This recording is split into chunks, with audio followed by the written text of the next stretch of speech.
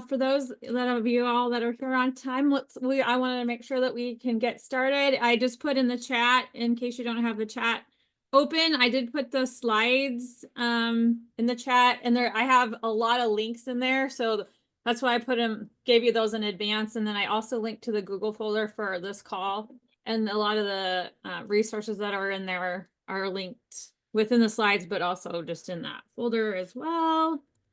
So if you want to, we all want to just share a little bit about ourselves, do a little welcome in the chat. If you want to share your name and your organization, your role in the ELO project. So if you're a coordinator or a budget person, and then one thing that you are looking forward to this fall, we will let everybody do that here in the chat.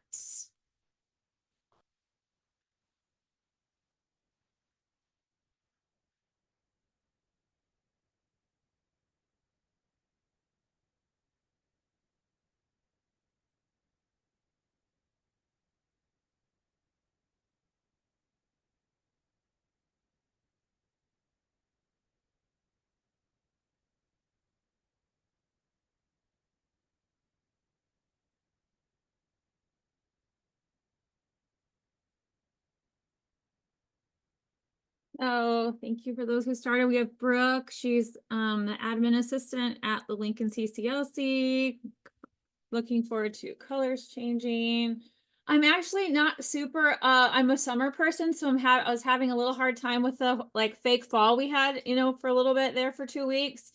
So I felt a little robbed of my summertime, but I do feel like now that I got a little more summertime back, I'm ready to move forward. So not that it matters, because it's gonna happen whether I like it or not.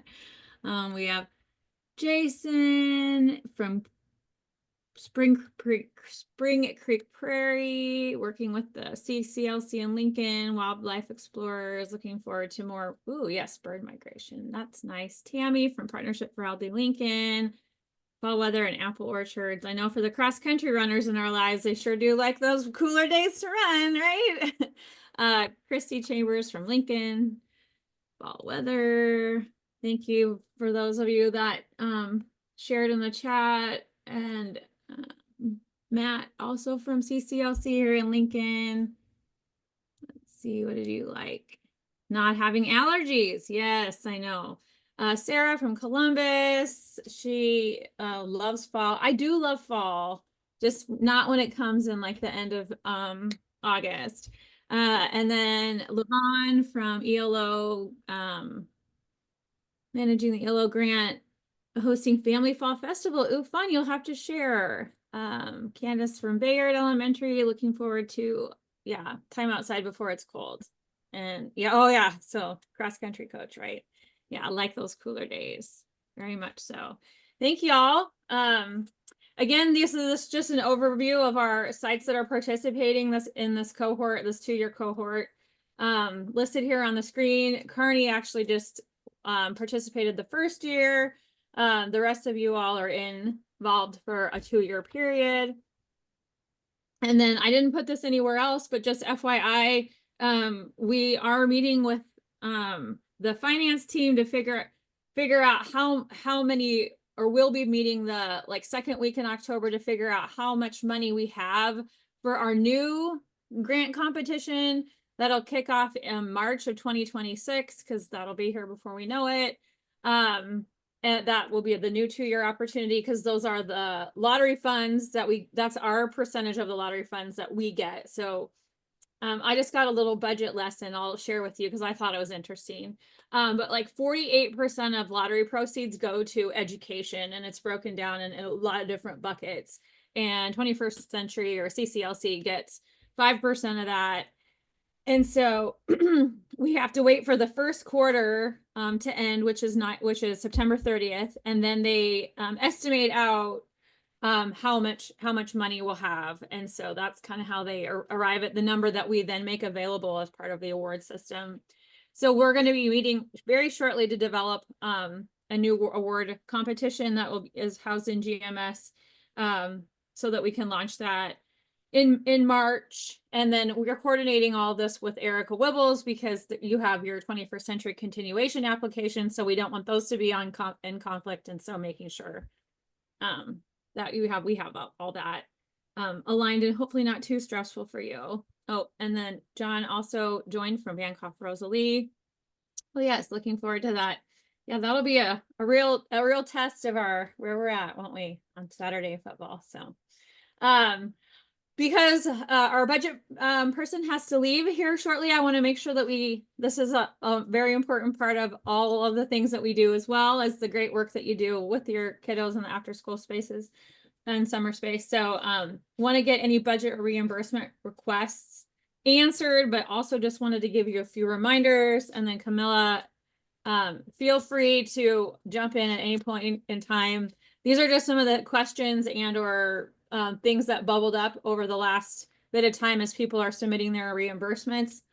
So as you're doing your reimbursements, make sure you check your allocation summary to be sure that whatever was originally approved for you, that you're within like the upper limits, which I'll show you on the other screen here. But this is just your GMS, screen. So it shows you all the things in that allocation summary is your approved budget.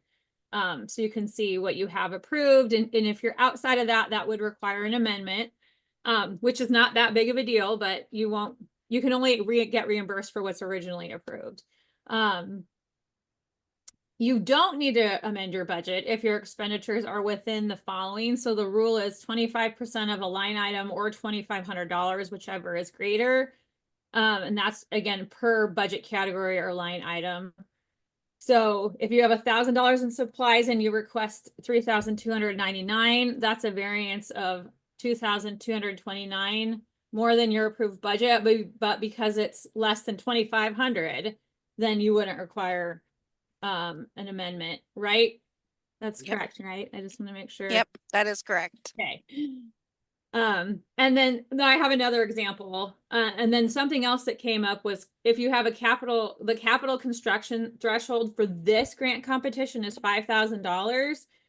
So if you hadn't indicated that originally and you ended up purchasing one item that costs $5,000 or more, then you would have to do an amendment for capital construction. But if you have three things, like three pieces of recess equipment, let's just say, for example, that are more than $5,000 independently, if they're like, $1,500 and then 3,000, that's okay.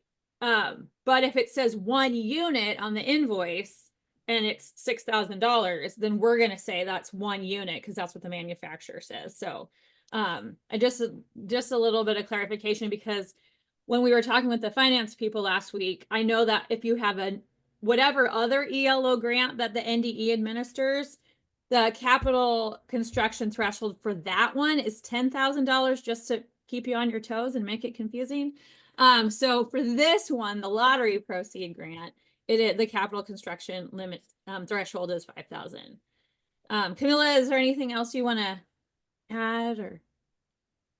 So those should be coded to object code 700 because using state money, which is what this grant is, that is a capital asset. So that should be coded to object code 700s. Yeah, capital asset. And if you do have a capital asset, one example that came up was well, we bought this one thing for $6,000, but 3 different entities paid for it. Well, that's nice, but it's still $6,000, which still makes it a capital asset. So if the capital asset section is not filled out in GMS, we won't be able to approve it without an amendment. All right, thank you. Yep. All right. Yeah, I just made a little slight wording change. Capital construction and capital assets are different. Construction is not really allowed in this, and that would be like a non-removable structure. So like if you're gonna do a garden bed, as long as it's something that can be moved, yeah, that's fine. But if you're gonna do a shed and you're gonna put cement down, then that makes it like not movable. So the cement can't be covered by the funding if if that's what you had originally written in, like a greenhouse, let's say. the other stuff that can be like moved around or whatever, that's okay. It's just that those permanent structure things cannot be. Um, and then just a note on the food. Obviously, if you're doing educational like lessons, a cooking program, taste tests, doing a farm to school program, and you're purchasing food, that's different. Or even potentially like say you're doing you're like making a bird feeder thing and you're doing peanut butter and whatever other things. So those are just justifications that you may get asked. So just be sure that if you have food that you have a justification for that. Anything else from the GMS perspective that you want to point out around reimbursement or any other questions, folks, that you would have for our GMS expert while she's still here? In the chat, Mark does have a question about, do we need to do an amendment if we are wanting to add people to the 100s and 200s budgets for matching only?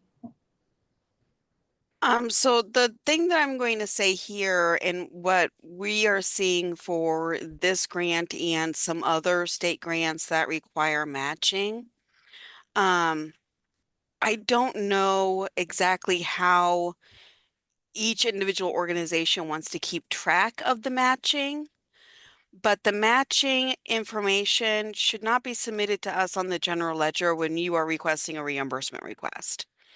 So if Billy, Bob, and Sue are the three staff members that Jesse and the team approved when you submitted your application, then for your payroll and your benefits, when you submit a reimbursement request for us for the grant money, I should see Billy, Bob, and Sue. I should not see Miranda and Jessica and whomever in addition to that. Those individuals were not approved to be paid for with the grant money. And it will cause delays. So I don't know what Jesse's thought is in terms of people for matching, but if it's purely matching funding, then I don't need to see it. I don't know what Yeah, Jesse. I agree. If you have a amendment to the people, I mean, I do have a question for you, Camille, about that because people wrote these grants, 18 months ago or whatever.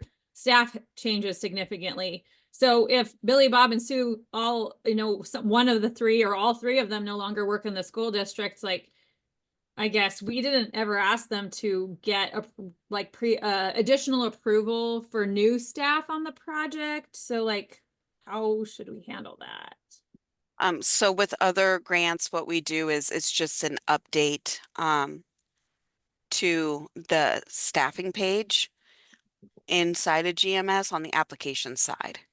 So we do check against what is approved on the original application. So this is in relation to absolutely anything that it is that you're doing with the ELO state money. So I'll go back to Billy, Bob, and Sue. If Billy, Bob, and Sue are listed under staff, we're going to make sure that those are the people that you're paying. If you said that you were going to do 4 family enrichment events and one, school year kickoff celebration or something like that. I'm just making something up, so don't quote me that these things are allowable. Um, those are what we're going to match back to on your expenditures for what you did in category 600 and category 300 for those types of expenditures. But if you decided that you were going to instead spend the money on sending everyone to boot camp over the summer. Again, it's late in the day, you guys. It's been a long week already. If it wasn't in the original budget and we can't like tie it back to the original budget, we're going to be sending it to Jesse.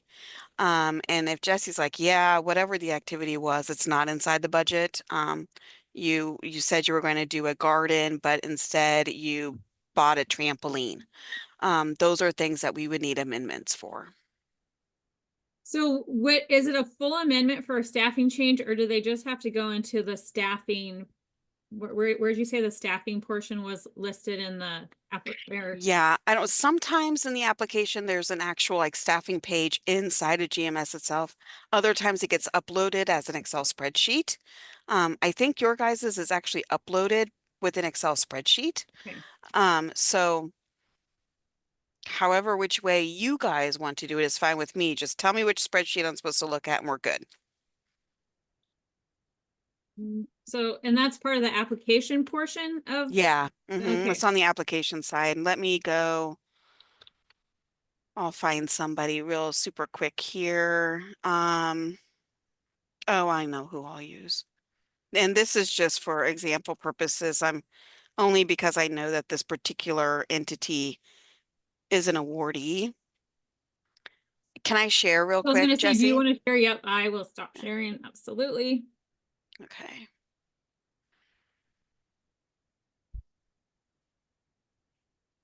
So I'm not signed in as a school district. I'm signed in as myself, but I can see everybody's applications and stuff. So I'm going to go ahead and click into here. The budget details stuff.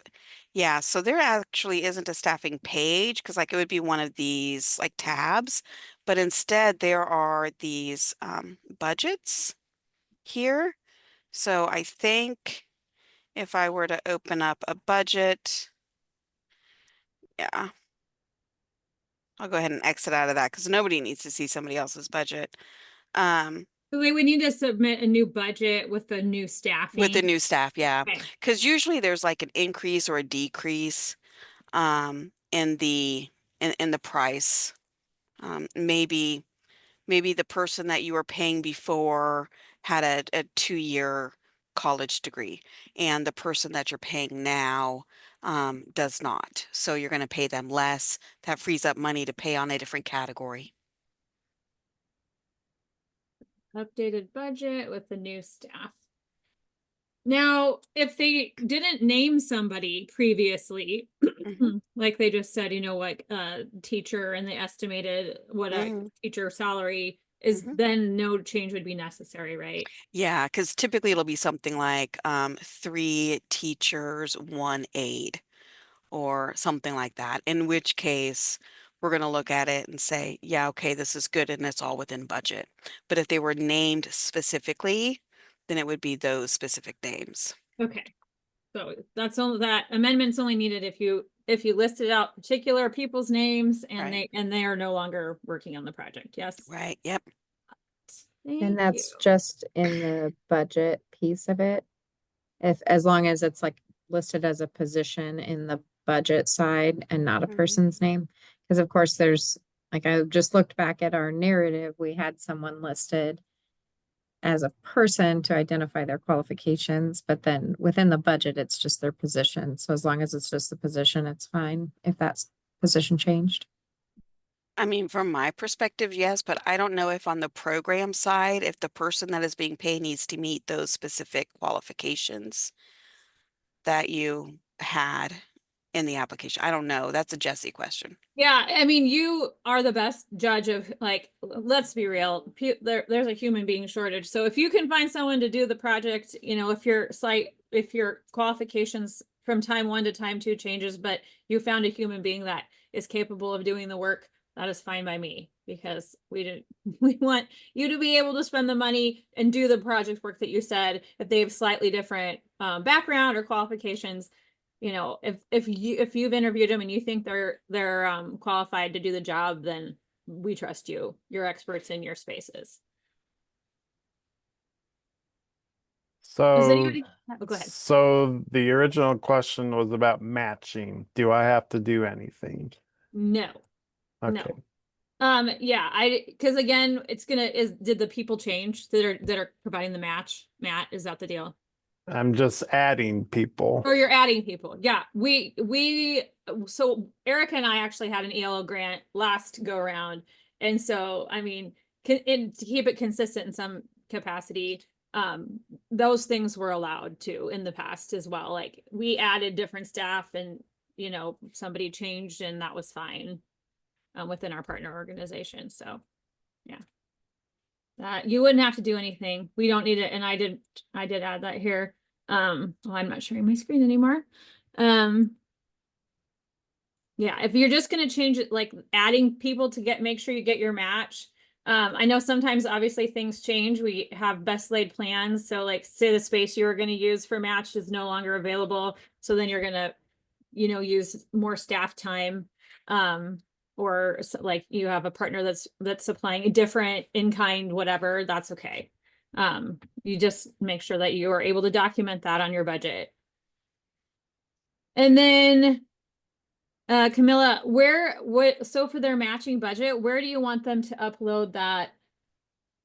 And I'm fine with us not like doing a hard look at it until the final submission, but I would definitely recommend that y'all are keeping track of match on a really regular basis, because just having done it ourselves in the past, I know it is just a bear to even go back a month's worth, let alone wait until the end of the grant project to try to go back and discern your match from a year-long time frame or longer. Yeah, so we don't require it for our purposes, but it can be uploaded to GMS. You can do it every time you submit a reimbursement request, or you can do it on the final. And you know, Jesse has access to that information to do the review that she needs to do to make sure that you're compliant with the program. Can you remind me again, if we've already submitted our matching on the next matching, do you want a fresh total or do you want that added to the previous total? I think It really should be a running document. that's what I was gonna say. I was gonna say that's how we did it, but then I'm like, I don't know if was the right way. Yeah, a running document, and then because I think in your application it's a total budget. Yeah, We do it running, but I felt like I couldn't remember if we just submitted the new stuff, because I thought there was a sheet with 2 columns, something that you had already claimed and then your new claims, but I don't know if that document is being used anymore. Yeah, that was like that GMS. Yeah, I know what you're talking about. Because you'd put like your new spending, your new matching, and then what was already there, so they knew what was like the new stuff. Okay. But I can look into that, Sarah, and get back to you for that one in particular. okay. Yeah. Okay, sounds good. Thanks. Match document. Thank you. All right. So in general, you can think about the ways in which you spend money for this grant opportunity. It's going to be the same rules for 21st century. Funding applies too. So I mean, we did that purposefully so it's consistent, and so you don't have to think about it too much differently. And then if you are having technical GMS questions like the ones that listed here, there's an error message in GMS, it won't let you submit or save, or you can't upload something, then you'll use the GMS data email. But if you have a fiscal question, like some of these things that were asked today, you can email some of those to the NDE BGM help desk. And then if you have specific programming questions about allowable expenses for your project, you can ask those to Mariella or myself. I am just still learning GMS, and so sometimes it takes, I have all your grant applications, so I can answer those things. It's just, if there's anything like inside of GMS, sometimes I have a hard time getting into the applications to see exactly what you're seeing. So And Jesse, if I could add one more thing before I go. In regards to GMS and technical questions, if you are getting an error message, sometimes if you just save and then hit the submit button again, it'll work. If you're getting a message that's called fund stream error, ignore it. The message will pop up. You try to submit to NDE. The message will pop up at the top and it's red, so it's scary. But scroll on back down and hit submit to NDE. it should 99.99% of the time it will let you submit. The problem is on our side, not yours. And then if you're trying to upload a document and it's not letting you upload, check the file size. If it's greater than 10 megabytes, split the file up. If the issue could also be special characters.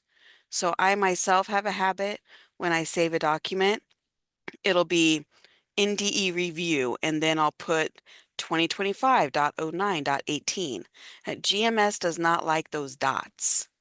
So special characters and stuff, just change the file name.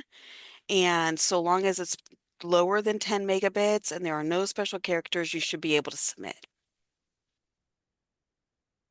I've run into that special characters thing too.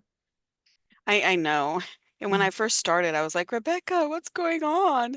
And she goes, I answered this question 2 weeks ago. Get rid of the periods. I'm like, oh, okay. I've learned my lesson now. Yes. And a number's okay. It's just periods. Yeah. Add in the period or like a pound sign or an ampersand or something. Just no special characters. Okay.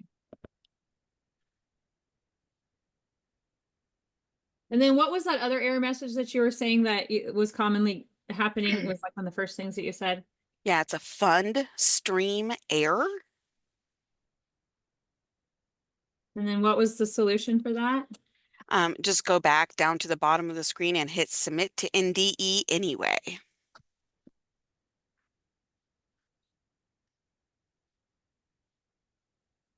My team won't be able to approve your funding request until the issue gets fixed, but at least it will be submitted.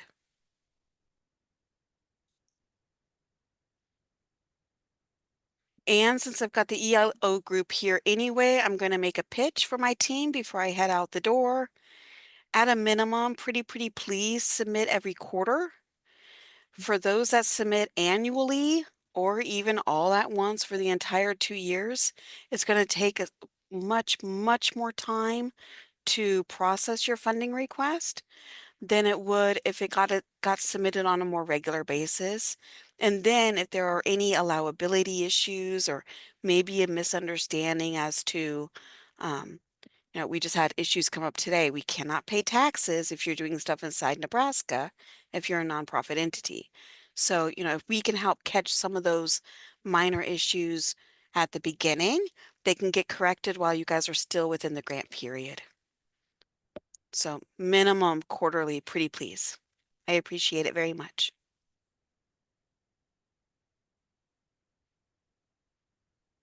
All right.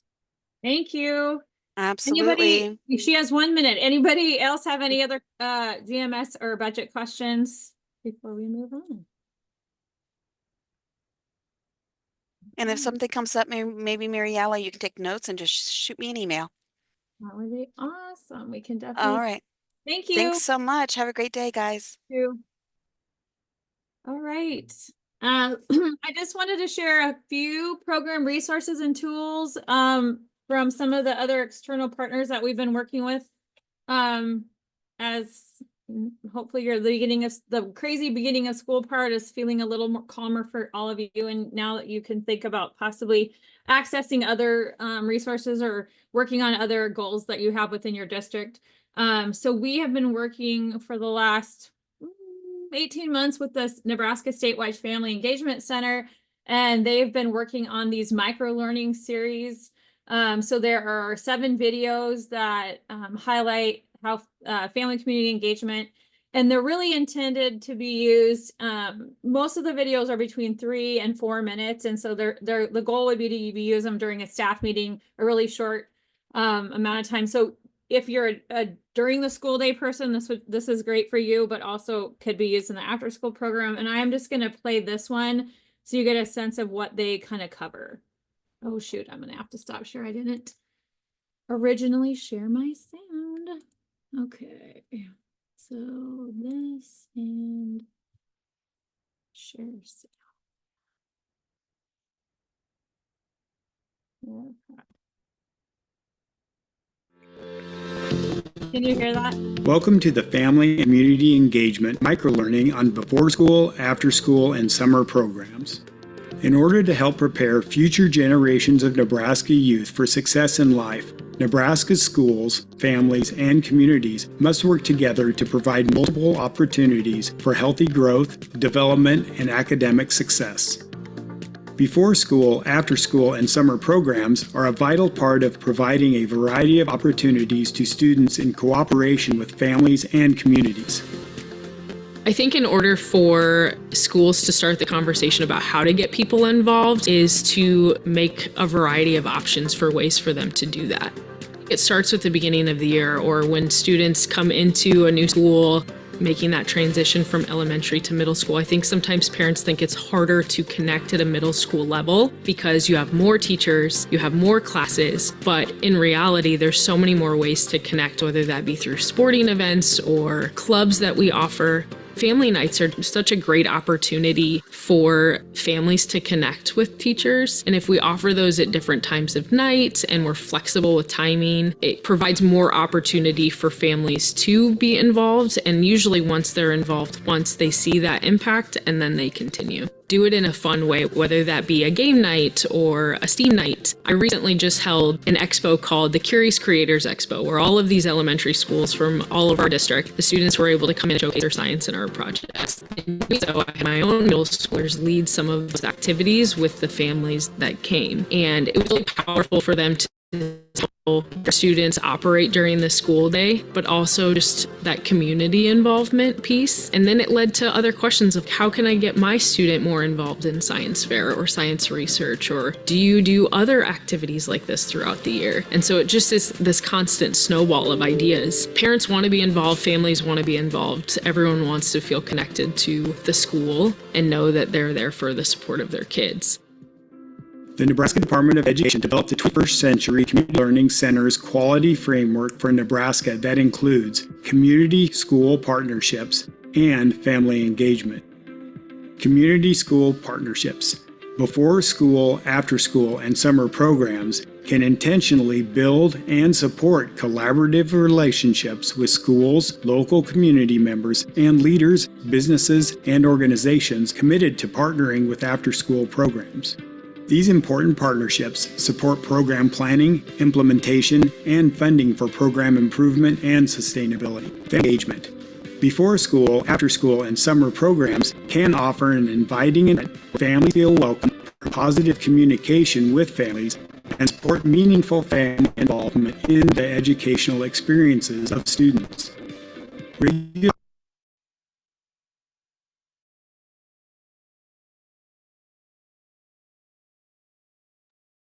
Jesse, you're muted. Thank you. I meant to do that. Thank you. So this is our YouTube channel where they're all listed. If you click on the title, I mean, it looks slightly different for you since I'm the editor, but in here in the description, this is down here are the discussion questions you can use. And then we also have an idea bank, best practices for family engagement. And then there is a resource for more family engagement ideas as well. So this is the discussion questions are in each one. I've only gotten the idea bank embedded into this before and after school program one. But when we were reviewing this at one of our other meetings, and somebody had an impression that this was like mainly for elementary, but we have business and industry partnerships, so that really aligns with CTE. It's Chronic Absenteeism Awareness Month. So we have a student attendance video. So these could be used in a variety of ways. And I just wanted to make you all aware that we have these. We got them all ready for admin days. And so we've been sharing as appropriate with the different groups that we've been working with. So that is there. Does anybody have any questions on these? I do, Jesse. I am working on the technology committee because now with the new state statutes, we have to list all websites that we utilize. Mhm. And so would this be under NDE or is this under YouTube? Well, I mean, technically, I 'Cause guess if we don't the have it on our list, we can't use it. So yeah, it's the NDE YouTube channel, so it would be different than just NDE proper. so how do I write that down on our plan? And then is it COPA protected? I will ask our I will ask our guy. Do you know Copa. what I'm talking about with our statutes? Yeah, I do. Mhm. Okay. I don't know about that. I mean, we hadn't. Because I had to go through and do everything that we use for after school program, everything from Beyond School Bells to Mitts into Motts to even our download that we use for our crickets. So I'm trying to be all encompassing, but if I miss the boat on something, then I don't know what it looks like to add later. I know how to do this. Let's see. Here is there we go. So it would be, I'll put this in the chat. This is the official website. So even though it is like an NDE approved channel, it is still housed on YouTube. So you would want to include that there. Yes, I do. I need to be pretty specific. Thank you. There's that. And I will ask about the COPA protected because I mean, I hope we're all on, you know, like up to date on all that stuff at the NDE, but there's so many different groups and just we'll run that past our comms team to make sure that is in fact the case. Okay. Can you think of any of the others that we should be adding onto that list? Because like the next one, this family community engagement, the tip sheets, those are going to be on the NDE website. So like, can you use a Google Drive link as long as it's well, the hard part on the after school program, some of the stuff we just use for professional development, but we have so many high schoolers that are on staff now. I feel like I still have to have those things on the list because they're students. So yeah. So then, okay, well, yeah. So then I guess when I send you the links from this call, everything's on that ELO. Well, actually, they're the links I sent originally. Like it's the PowerPoint, but then there's the ELO Google folder for Q4. But I guess I can put the like home one in here. Yeah. I'd rather put things on there I don't need than miss something. I get it.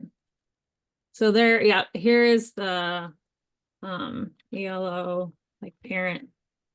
And I would just encourage anybody else that's working through schools, just talk to your administrators when they're making their list because everybody's in the same boat with that new statute. Yeah, everyone has to follow the same legislative rules. Yeah. And then so the micro learning videos are out there. And then we have I don't know, 2 years ago we created a family engagement guide, and that was sort of staff facing. And now we have family facing family engagement tip sheets. So these are like becoming more involved in school. So this is speaking to parents. This is how you do this, navigating the school system. This is how you do this. Here's when to ask for help. Here's how to understand what, you know, what the schools have to do and how to like intersect in that. And so those are linked in on this page, and we're making these available widely. I have to take a website training before I can get these put online, which I'm almost done with. And then I have this linked in the Google Drive too, but just in general impact on family engagement, on student learning. And this is a good example of different lower impact versus higher impact family engagement strategies, which you're probably already doing for 21st century.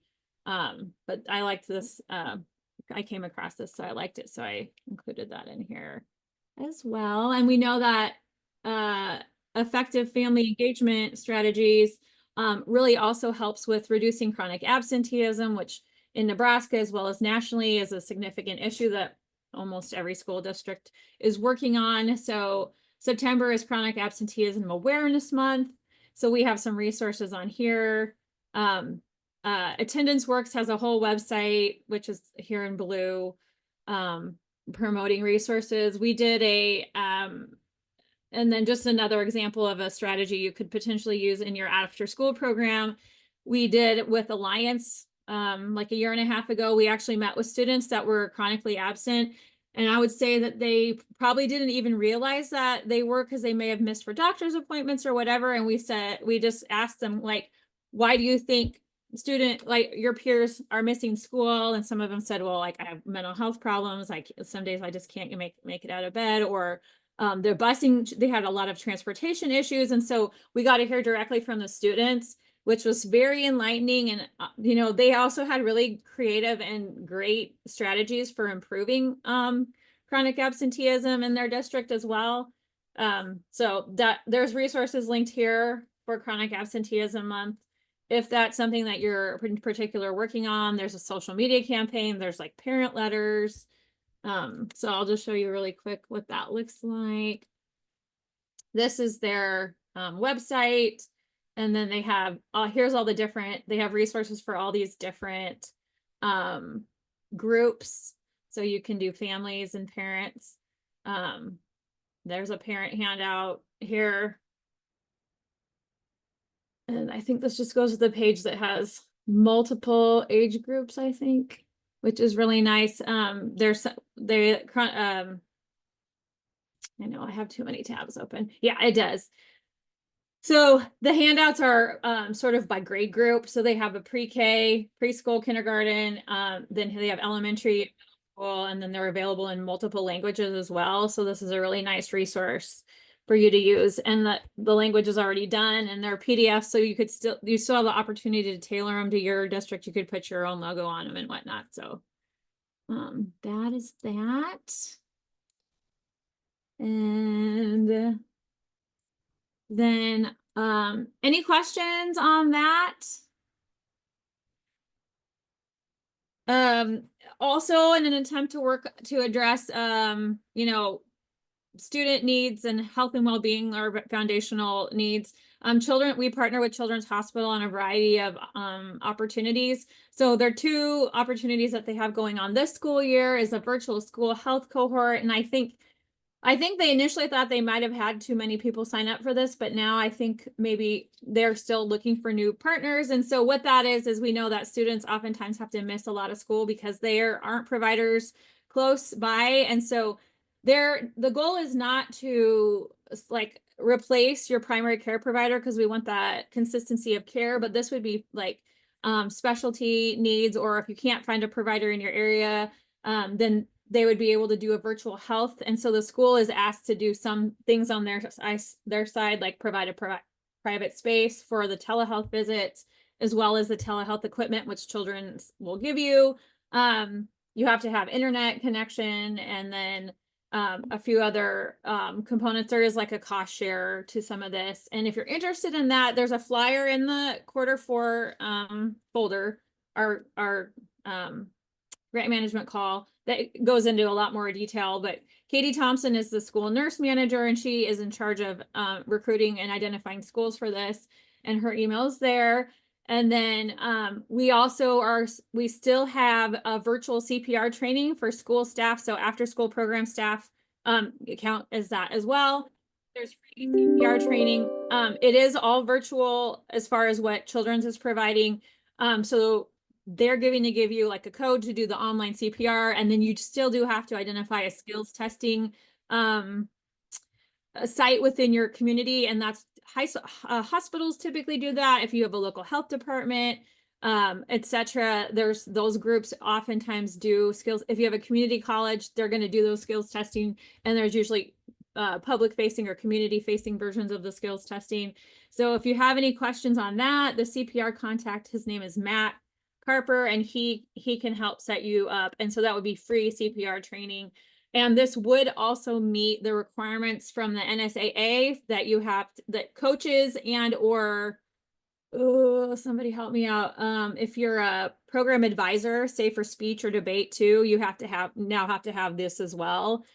Is that the right word, Sarah? It's not an advisor. What are they called? The people that do speech and debate, they're whatever. But any NSA certified school activity, whatever those adult leader people are called, they also have to have this. This is required. But and again, if you wanted school staff, or like if you have high school students needing this CPR requirement, this is something that we have free sponsors. Thank you, Erica. Student organization sponsors. Then that's available to you. It's kind of first come, first served basis. I think they have 150 spots. So there's that. Hey, Jesse, I noticed that it says school staff and it says school employees over and over. Does that mean they have to have a school email address? Is it open to, like, most of us are, or several of us community partners are not school employees? So could you, I don't know if you have clarification on that. Yeah, I actually did think of you when I was putting that on the slide. I mean, I think if like Matt would question it, I think if you're partnering with schools, then, and you're obviously being a provider to a school, an after school program, then it's fine. That's how we framed it last year. He didn't quite frame it that same way on the flyer and stuff this year. So I think we were able to get a couple Y staff trained for free, at one of the locations. So I mean, I think if he has a question, he can ask me and I'm going to say it's fine. Okay. So, All right. But- Thanks. and then this was just shared with me this week, but Beyond School Bells is sponsoring a youth leadership opportunity called the Contribution Project. They're looking for students age 14 to 25 that have an idea about a project that could serve kind of fill a need or a gap in their community. And it doesn't have to, honestly, they want them to be able to do it within like the next 6 weeks. They want them to have a very like ready to run idea. So if you have students in your after school program that have, there's something that they, you've been talking about, or that even was something that you spoke about last year, you could kind of dust that idea off and see if that's something that you could do. The youth would receive $400 from the service project to help a friend, their school, or the larger community. So that definitely seemed like something that's in your wheelhouse. The applications are open till the end of the month, and the youth will get a $10 gift card for applying. And then if they are selected, then they will get the $400 plus another $20 for a post survey to ask about what you did, how many people were there, etc. So if you have any questions on that, that's actually Nebraska Children and Families Foundation, and they can answer questions about that. And then, as you know, the NDE has a big literacy initiative. So our Farm to School program added some after school lessons that have literacy built into them. So if you have a screen, you can like play during snack time. A lot of these books are read aloud books. They're a YouTube. They're either Unite for Literacy. So there's visual and like it's being read to the students. So you could play some of that during snack time or during, whenever other time is appropriate, pickup time. So I just wanted to make these available. These are all linked in the slide deck, so you should be able to get to those. And then the other thing that just wanted to promote this quick is we do every year a crunch off event in competition with other states in our region. So Missouri, Kansas, South Dakota, North Dakota, Montana. So we're doing crunch off. That's during the entire month of October. And so we want you to crunch off on local foods. So honestly, we just added popcorn this year. That's probably one of the easiest things for you to get locally and do as a crunch off. So there is a link for you to register your event and help Nebraska win. We had one like 6 years in a row, and then Wyoming, maybe. I don't know. I think so. Wyoming ended up winning last year because they counted everything, like juice and milk and ice cream and anything local. They discounted it. So we actually added rules this year. So Wyoming decided not to participate. So maybe we could win again. So there's a crunch off after school guide. But if you go to our crunch page too, there's other resources for you. And we have also on that crunch page, it has this example of this video, which we're kind of running out of time, so I am not going to play.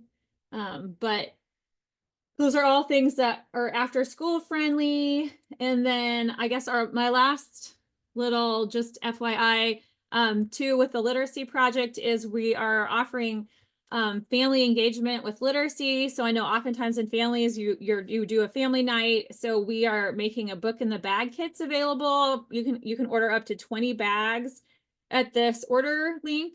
And we'll provide a recipe, some of those after school lessons, and then some cooking supplies and a book that matches the activity so that you would be able to do like a family engagement night. And then for the, for those families that attend, or, you know, for some of the families that attend, however you would want to set it up, we will send you 20 of those bags. So any questions on any of those resources before we pop into the success stories?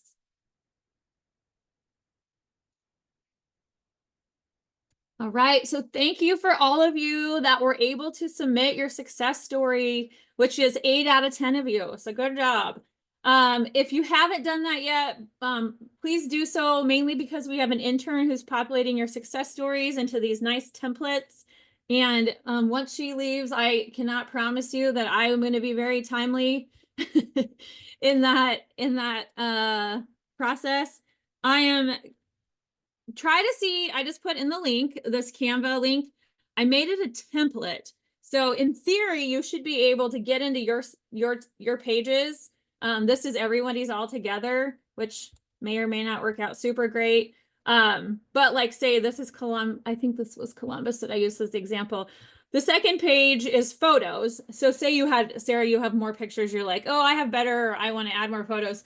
I think you should be able to do that if you log into, or, you know, get into Canva, if you want to add more, or I think you can make a copy of this, this file link, and then you would have like all, access and ownership over that file. And then you can just see, we have all of the different sites, Lincoln, Omaha's in here, community learning, partnership for healthy Lincoln. So we just took basically what you submitted to us in that Google form, and then we transported it into this guy. And then if there's anything you want to add or adjust, you can certainly do that. Like some of the metrics, you know, say you didn't provide a lot of metrics, you can add that if you want to. So I just wanted to show you what that looks like in case you haven't been able to do that. It is kind of a nice, and then there's some blank ones. That's just what we used at the bottom there. So you can check that out and see if that looks like you wanted to look, and also check it out and see if you can actually get into it. And if anybody wants to let me know if you if you can. I set it up as a template, so I hope you can. And then just a reminder that if you're not taking lots of photos, like if you were not able to give us 3, please make sure for this next go around that you're taking enough photos so that you can at least get us 3 photos for your success story. Because I mean, obviously pictures are worth 1,000 words for sure. These are the folks that are supporting you in this work. So if you have specific questions, you can ask any of us. I just put that in there so that you have that as a reference. Are there any additional questions that anybody has, or anything that you would want to talk about on our next call? I will look up the COPA protected requirements, and I will send that out in the notes. But any other questions or wonderings or suggestions for a future call?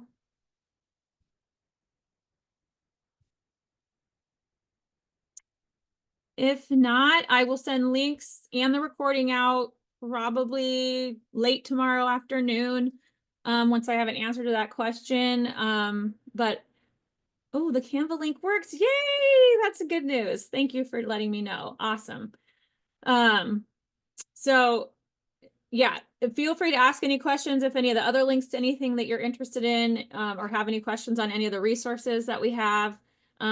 I do plan next time to talk a little bit about our school safety resources. I know that's always of interest for after school folks as well.